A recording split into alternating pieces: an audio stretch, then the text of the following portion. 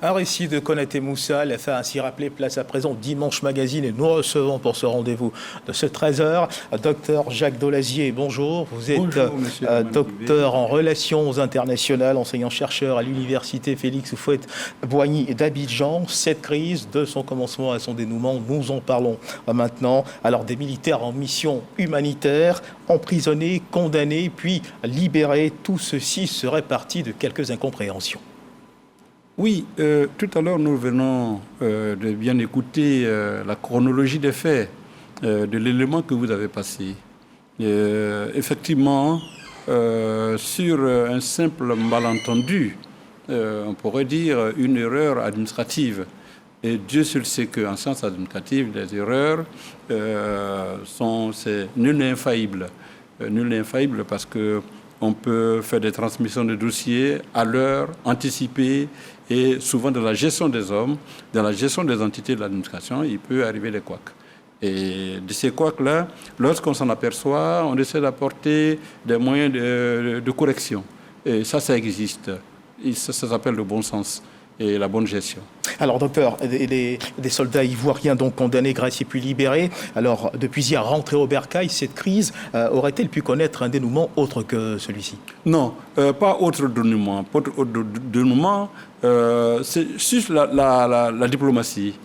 Seule la diplomatie pouvait l'emporter parce que pas autre dénouement. Si nous voyons à peu près l'amitié séculaire, je dirais même multiséculaire, parce qu'avant l'entité coloniale, les peuples maliens et ivoiriens sont d'abord des frères. Et quand on prend l'empire du Madin, l'empire de Ouassolo, nous partageons 532 kilomètres de frontières. Nous avons des entités culturelles, des entités ethniques. La langue bambara parlée au Mali, partagée en Côte d'Ivoire, par le Dula. Le peuple malinké imprègne toute notre zone spatiale géographique. Et de là, le découpage, d'après la colonisation, a un peu défavorisé certains pays comme le Mali et le Burkina. Au Mali, il se trouve que la cession maritime la plus proche, c'est le port d'Abidjan. Et donc, depuis la colonisation et que jusqu'à maintenant, le pays, le Mali, bénéficie du passage de ces marchandises et autres. Au-delà de ça, nous avons une forte communauté malienne ici qui se sentent chez nous. À Bouaké, ils ont leur consulat. Ils sont intégrés. Nous avons tellement de vieilles relations, autant de Houphouët-Boigny. Rappelons que le PDCI RDA a été fondé à Bamako, en 1946. Voilà, le PDCI-RDA a été fondé à Bamako. Nous sommes donc liés par l'histoire. Donc nous sommes liés spatialement, géographiquement, non seulement par l'histoire, mais par le fait géographique. Vous comprenez bien. Ça ne devait pas se résoudre autrement que par le bon sens. Et c'est le bon sens, c'est la diplomatie qui, au départ, a semblé connaître quelques souffrances. Mais Dieu merci, le bon sens finit toujours par l'emporter. Et la voie diplomatique, c'est donc la voie choisie par les autorités ivoiriennes pour résoudre cette crise qui a finalement porté fruit. La meilleure voie, la seule. Parce qu'au début, où la diplomatie a balbutié, elle a eu tout le temps de se rattraper. Vous savez, l'art de la diplomatie, c'est l'art de la discrétion. C'est l'art de rendre possible l'impossible. C'est l'art d'en arriver à corriger les imperfections d'une situation. Voilà pourquoi on parle de négocier. Négocier. Dans le négocier, il y a du donnant et du recevoir. Il y a de la correction, il y a l'évolution, il y a l'intelligence. Il y a la prise en compte de certains faits qui ont été omis et qu'on intègre dans les faits, non seulement du présent, aussi de l'avenir. Et c'est tous ces éléments qui font que lorsque méthodiquement on procède comme ça, ça ne peut pas faillir. Et il faut également de la bonne disposition de part et d'autre, n'est-ce pas? Absolument, la bonne disposition. Il y a en polymologie, c'est-à-dire dans l'art de la guerre, c'est que on commence au-delà, on ne trouve pas la diplomatie, on fait la guerre, mais on finit toujours par la diplomatie, on finit toujours par la paix. Donc pour aboutir à la paix, il faut absolument passer par la diplomatie. Et c'est en cela que nous saluons la résilience, nous saluons la réputation de son Excellence Alassane Ouattara depuis le début. Ça fait 6 mois. Voyez, ça nous a paru très long, les 6 mois. Mais hier, il a donné une précision à l'accueil à l'aéroport qui nous a semblé un peu très intéressante. Il dit, vous étiez parti pour 6 mois et vous êtes rentré en 6 mois. C'est cela. Vous voyez bien. Alors, quand on sait que depuis juillet, de juillet à janvier, ce qui s'est passé, pour le commun des mortels, ça nous a paru très long. Et encore, le pire, on lit dans le document que certains des 49 étaient à leur 3e rotation. C'est cela. Vous voyez le paradoxe. Oui, le paradoxe. C'était la 3e rotation pour les mêmes missions, avec les mêmes ordres de mission. Alors, là où ils n'ont pas été accusés de mercenaires, et cette fois-ci, se trouve. Donc, c'était une incompréhension qu'il fallait. Et là, on revient à ce fait d'erreur de compréhension. D'erreur administrative qu'il va falloir résoudre, prendre les précautions pour que prochainement ça n'arrive. Alors à noter également que si l'on est parvenu à ce résultat, c'est bien parce que le Mali a également prêté oreille attentive, n'est-ce pas, à ces négociations, même si de temps en temps on a senti un durcissement du ton. Herman, le Mali n'avait pas le choix à prêter oreille à ces négociations parce que c'est le Mali qui accuse. Voilà, c'est le Mali qui accuse. Et ils étaient sur le territoire malien, donc le Mali est acteur. Il n'avait pas le choix. Et encore de choix, il y a l'autre volet diplomatique, lorsque on entend le secrétaire général des Nations Unies, qui, dans le sens du multilatéralisme, est au sommet de la hiérarchie, qui, lui, avant de parler, consulte vraiment tous les experts et toutes les données, pour en arriver à dire que non, que ce ne sont pas des mercenaires et que cette appellation n'était pas adaptée. Alors, le secrétaire général des Nations Unies le dit, le président en exercice de la CEDEAO le dit, les amis de la Côte d'Ivoire le dit, le président Macky Sall, président de l'Union africaine, le dit, et les intervenants, ceux qui interviennent, et Dieu seul sait qu'il y a eu beaucoup d'acteurs. Alors, c'est un fait qu'il faut révéler. C'est un fait qu'il va falloir tirer beaucoup de leçons. Pour une fois, là où les peuples, en quelque sorte, les strates des peuples, je vais en citer les artistes, je vais citer les hommes d'affaires, et je vais même citer aussi les religieux. Là où, généralement, la diplomatie se passe au sommet, avec un code, mais désormais, ils ont joué leur partition. Les artistes ivoiro-maliens se sont réunis et sont allés porter un message. Ce qu'on appelle les griots, les dépositaires, ceux dont on pourrait dire les Maliens sont friands, voilà, qu'ils écoutent beaucoup d'ailleurs. Ils sont allés dire que tous se sont impliqués pour la résolution de cette crise. Et le Mali en arrive à ce point. Les religieux maliens et ivoiriens, ivoiro-maliens sont intervenus pour dire voilà. Donc tous ces acteurs désormais qui ont joué leur partition dans cette diplomatie. Et hier, le président de la République l'a souligné que ça faisait partie d'une stratégie. Et cette stratégie, elle a été payante. Alors, emprisonnement, condamnation, puis grâce présidentielle, quel est selon vous le message que les autorités maliennes ont voulu véhiculer? Seuls les Maliens peuvent répondre à cette question.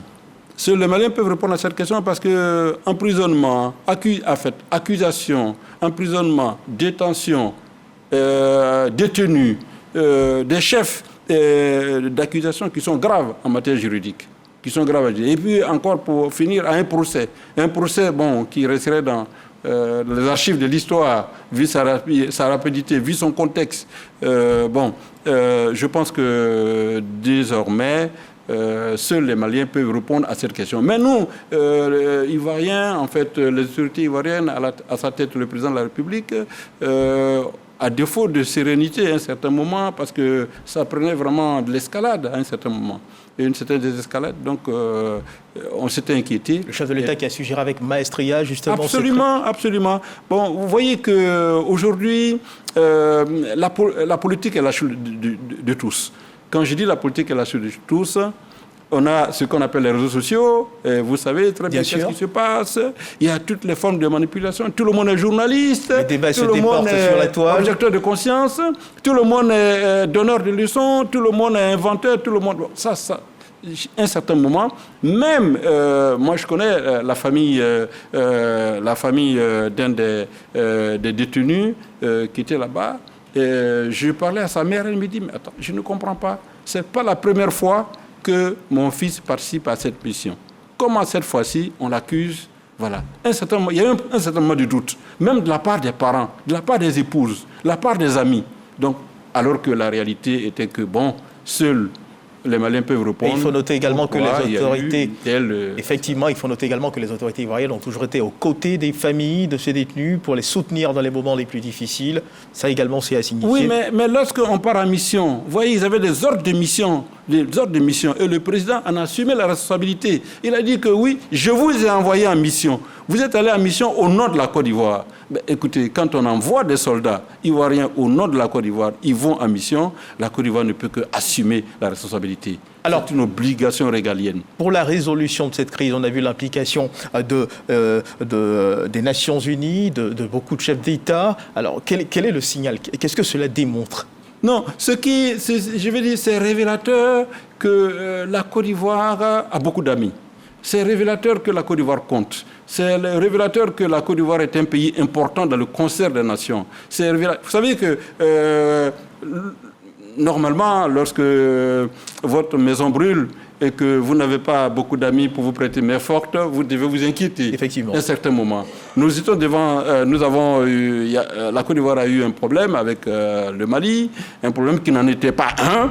Mais automatiquement, des gens de bonne foi sont intervenus pour dire que, écoutez, franchement, la Côte d'Ivoire ne mérite pas ça. Et parlons justement et ils l'ont dit. Parlons justement de médiation. Encore, il faut rappeler le fait que le secrétaire général des Nations Unies, que le fait que le président en exercice de Oumarou Embalo Sissoko, le fait que Macky Sall, le fait que le président du Ghana et tous interviennent, on ne peut pas comprendre que dans le sens diplomatique, dans le cadre de la coopération, que ça soit qualifié d'immixtion dans les affaires intérieures ou d'atteinte à la souveraineté du Mali. Bon, vous voyez qu'il y a un écart, On n'a pas compris du tout la disposition mentale et politique des Maliens. Et parlons également... Je pense qu'il faut en arriver vraiment à calmer vraiment cette présomption d'innocence, cette suspicion. Bon, on était étonnés, mais Dieu merci que le bon sens l'a emporté. Et parlons également... par la résilience, par la réputation du président Alassane. Et je vous le disais également, parlons d'implication personnelle. Le chef de l'État qui a d'ailleurs salué l'implication personnelle du président togolais dans le cadre de la résolution de cette crise. Le président togolais qui fait ainsi montre de ses qualités incommensurables, justement, de négociateur. Oui, permettez-moi un peu de parler un peu de coopération. Allez-y, je vous en prie, allez-y. Oui. Entre nous. Vous savez, à côté du Mali, il y a le Burkina Faso. Avec le Burkina Faso, nous avons le TAC, le traité d'amitié et de coopération. Où le gouvernement burkinabé se déporte en Côte d'Ivoire et le gouvernement ivoirien se déporte au Burkina. Eux, ils signent des conventions, ils signent des accords. Ils ont mis en place un fonds d'amitié. Voyez, ça c'est la preuve, comme quoi qu'il y a une bonne collaboration transfrontalière, il y a une bonne collaboration de voisinage entre nous. Donc, allons-y encore dans la coopération. Prenons le cas du président Iyasingbe Eyadema, mais jusqu'à preuve du contraire. Et Iyasingbe Eyadema, père, était ami d'Houphouët-Boigny. Et souvenez-vous qu'en 2002, lorsque la crise a éclaté en Côte d'Ivoire, quel a été le président qui a pris le premier son bâton de pèlerin, qui a appelé les acteurs, les protagonistes ivoiriens à Lomé? C'est le président du Togo? C'était le président du Togo. Il a pour fils Faure. Jusqu'à preuve du contraire. Faure lui-même, quand on voit sa trajectoire, son parcours, on voit qu'à un certain moment, Faure a beaucoup sollicité l'intervention du Burkina Faso, notamment le président Blaise Compaoré à l'époque dans la résolution de la crise au Togo. Donc il est féru de cette école-là de diplomatie, de négociation. C'est normalement, sa place était confortable parce que très tôt, on a vu que les Maliens ont souhaité que Faure Gnassingbé soit... Justement, prenne les commandes de cette médiation. Et malgré, justement... mais le paradoxe, pendant qu'ils disent que Faure soit vraiment un médiateur, ils clament comme quoi c'est une affaire bilatérale entre la Côte d'Ivoire et le Mali. Alors là, si c'est une affaire bilatérale, on n'avait pas besoin d'une troisième personne. Alors une des bonnes notes qu'il convient de signifier, c'est que malgré ces incompréhensions, les peuples maliens et ivoiriens ont su prendre de la hauteur par rapport à cette situation. Sous d'autres cieux, cela n'aurait probablement pas été le cas. Oui. Bon, écoutez, restons dans la norme. Restons dans la norme. Vivement que tout est bien qui finit bien. C'est le président Alassane Ouattara qui est au pouvoir. C'est le président Alassane qui tient compte beaucoup de sa réputation. C'est son carnet d'adresses, ce sont ses relations, c'est son intelligence. Et il savait que... écoutez, et puis... il faut en arriver pour dire que le président, il en a souffert. Parce que on peut témoigner que depuis 6 mois, il n'a pas eu de vacances. Effectivement, parce que très préoccupé par cette situation. La libération de ces otages ne pouvait l'amener vraiment à la sérénité. En quelques mots, quelles leçons tirer de ces événements? La leçon tirée de ces événements, c'est sur la gestion des erreurs administratives.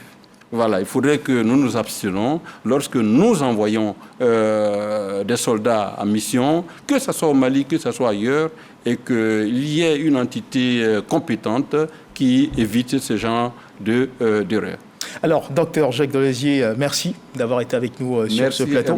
Je rappelle que vous êtes docteur en relations internationales, enseignant-chercheur à l'université Félix Houphouët à Boigny d'Abidjan. Et avec vous, eh bien, nous avons pris beaucoup de plaisir à parler du dénouement de cette crise, de ces soldats qui sont donc rentrés en Côte d'Ivoire après donc des tensions au Mali. Merci de votre participation à cette édition. Ivoiro-malienne, la fraternité malienne demeure. Et voilà, tout est bien qui finit bien.